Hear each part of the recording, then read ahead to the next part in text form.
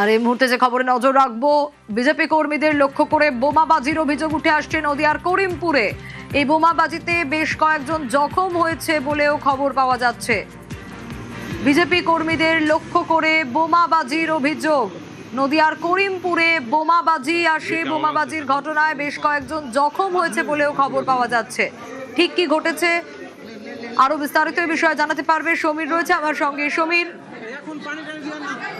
করিমপুর 2 ব্লকের মহিষবাতানে করিমপুর 2 ব্লকের জনকল্যাণ শিবিরের আয়োজন করা হয়েছিল এবং সেই শিবিরে যোগ দিয়েছিলেন করিমপুর 2 ব্লকের থানাপাড়া থানার অধীন আলেপাড়া এলাকার 5 জন বিজেপি কর্মী এবং যখন তারা বাড়ি ফিরছিলেন সেই সময় তাদেরকে উদ্দেশ্য করে কে বা কারা বোমা ছোড়েন এবং এই বোমার আঘাতে কিন্তু 5 জন গুরুতর জখম হন। তাদেরকে উদ্ধার করে প্রথমে নদীডাঙ্গা প্রাথমিক গ্রামীণ হাসপাতালে নেওয়া হয় এবং সেখানে তাদের প্রাথমিক চিকিৎসার পরে আঘাত গুরুতর হয় তাদেরকে বহরমপুর মেডিকেল কলেজ হাসপাতালে স্থানান্তর করা হয়েছে এবং ইতিমধ্যে সেখানে তাদেরকে নিয়ে যাওয়া হয়েছে এবং চিকিৎসা চলছে। তবে এই ঘটনায় কিন্তু এলাকায় উত্তেজনা ছড়িয়েছে এবং ঘটনা তদন্ত শুরু করছে থানাপাড়া থানার পুলিশ। তবে এই যারা আহত হয়েছেন বিজেপি কর্মী তারা কিন্তু গত বিধানসভা ভোটে কিন্তু তারা বিজেপির সক্রিয় কর্মী হিসেবে কাজ করেছেন এবং 2021 সালের থেকে তারা বিজেপির সঙ্গে যুক্ত।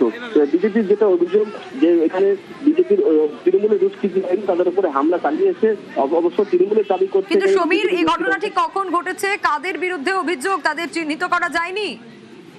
এখনো পর্যন্ত নির্দিষ্টভাবে কাউকে চিহ্নিত করা যায়নি। এই ঘটনাটি ঘটেছে আজ রাত 8টা নাগাদ। তারা যখন জনকল্যাণ শিবির থেকে ফিরছিলেন, বাড়ির কাছাকাছি পৌঁছে গিয়েছেন, সেই সময় রাতের অন্ধকারে কে বা কারা তাদের উদ্দেশ্য করে রকেট বোমা চার্জ করে এবং এই বোমা থেকে কিন্তু তারা আহত হন। এদের মধ্যে একজনের অবস্থা আশঙ্কাজনক, কিন্তু কে বা কারা এই ঘটনার সঙ্গে জড়িত তা নির্দিষ্ট করে এখনো জানা যায়নি। কিন্তু তৃণমূল এবং বিজেপি পাল্টা এক অপরাধের বিরুদ্ধে ঘটনা করা শুরু করে দিয়েছে। শুনিয়া ঠিক কি পরিস্থিতি তৈরি হয়েছিল সেই সময়?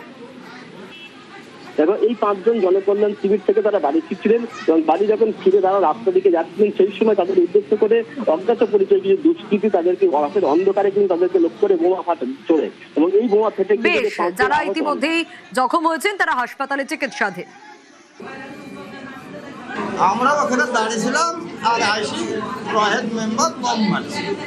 তাহলে আমরা তো ভালো মন্দ কিছুই জানি না, যে অবস্থায় আছি এই অবস্থাতেই ধরেন দাঁড়িয়েছিলাম। তাহলে আইসি বম মেরে আমাদেরকে ধরেন